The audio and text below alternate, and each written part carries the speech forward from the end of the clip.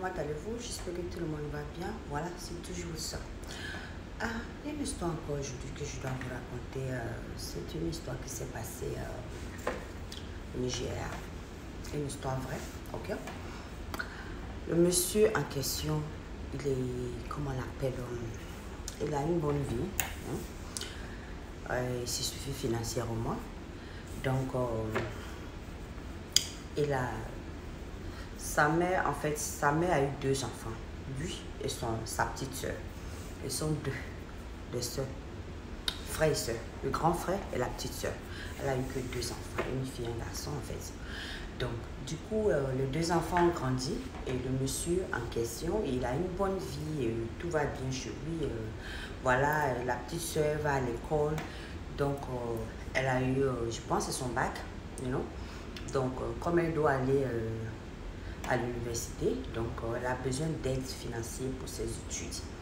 Alors la fille, étant donné qu'elle n'a pas les moyens de payer ses études et sa mère aussi n'a pas les moyens de payer ses études, donc voilà, qu'est-ce qu'ils ont fait? La mère a demandé à son fils, à son grand, celui du grand frère en fait, elle a demandé à son fils d'aider sa petite soeur pour payer sa scolarité. Alors, elle a dit à la mère de dire à la petite soeur de l'appeler lui pour lui dire. Alors, la petite soeur aussi, elle a allé chercher à rentrer en contact avec son grand frère et lui a expliqué que, en fait, comme j'ai eu mon bac, j'ai besoin d'aide pour mes études et tout. Alors, le grand frère qui dit à la petite soeur que ils n'ont qu'à se croiser quelque part pour parler et tout. Et où? À l'hôtel. Donc, il a tourné la petite d'abord. Il ne veut pas donner l'argent à la petite. Il dit à la petite que si elle veut qu'il l'aide, il va s'occuper de lui. Il est prêt à s'occuper de sa petite soeur. Il va lui donner tout ce qu'elle veut. Il va la rendre heureuse, en condition qu'elle couche avec son grand frère. Avec lui. Ça, c'était lui, sa proposition à sa propre petite soeur. La petite soeur est allée dire à la mère dit non, c'est pas vrai, c'est pas possible. Elle dit, ok, comme tu ne me crois pas, c'est ton fils, donc appelle-le, tu vas lui demander. La mère dit non, peut-être il va nier. Alors, ils ont discuté, et la petite, elle allait appeler une des dames qui, elles, se sont travaillées de se promener, en fait, pour, pas se promener, je vais dire, quand je dis promener, quand il y a des situations bizarres comme ça, là, elle a les vidéos de la rue, là, pour pouvoir contacter les gens la contactent, quoi. You know? Donc, elle vient pour exposer le secret, le business. Du coup, la fille en question, alors, elle a décidé de parler à cette dame-là pour venir comme preuve, quoi, pour attraper son frère.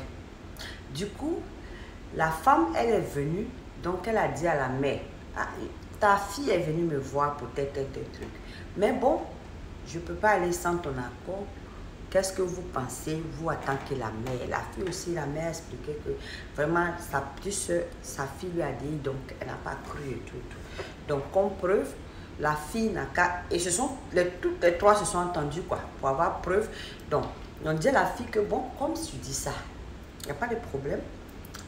Va au rendez-vous de ton frère. Nous tous, on va aller à l'hôtel là-bas. On va se cacher. Et puis, ton frère va venir... on va voir si vraiment c'est vrai, quoi. S'il vient, tu vas venir. Ils ont dit, ok, nos parents, ils se sont croisés, ils sont partis à l'hôtel et tout. La fille a donné un rendez-vous à son grand frère. Elle a dit, ok, comme tu m'as dit de te trouver, d'aller dans tel hôtel pour t'attendre, de t'appeler pour te dire que je suis là. Donc, je suis là, je t'appelle pour te dire que je suis là, je t'attends et tout. Donc, entre-temps, la mère et la dame s'étaient cachées dans les toilettes.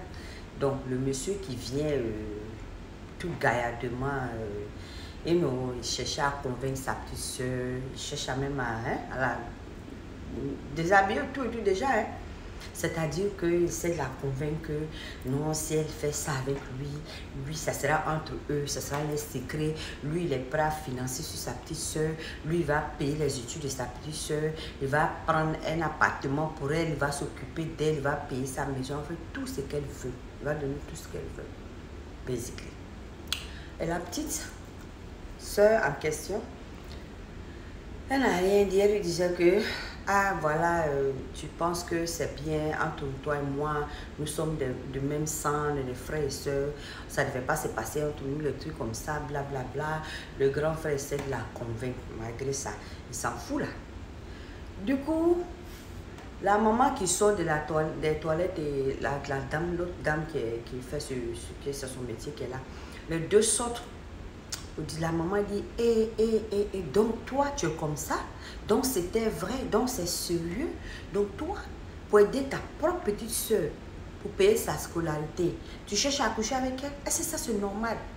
La maman a commencé à crier, et puis la maman a commencé à le taper, le tirer. Ok, comme tu veux coucher avec ta propre petite soeur, donc moi aussi là, tu vas faire nous deux. Tu vas faire nous deux. Comme elle, c'est pas ton totem, donc moi, la maman, je ne suis pas ton totem.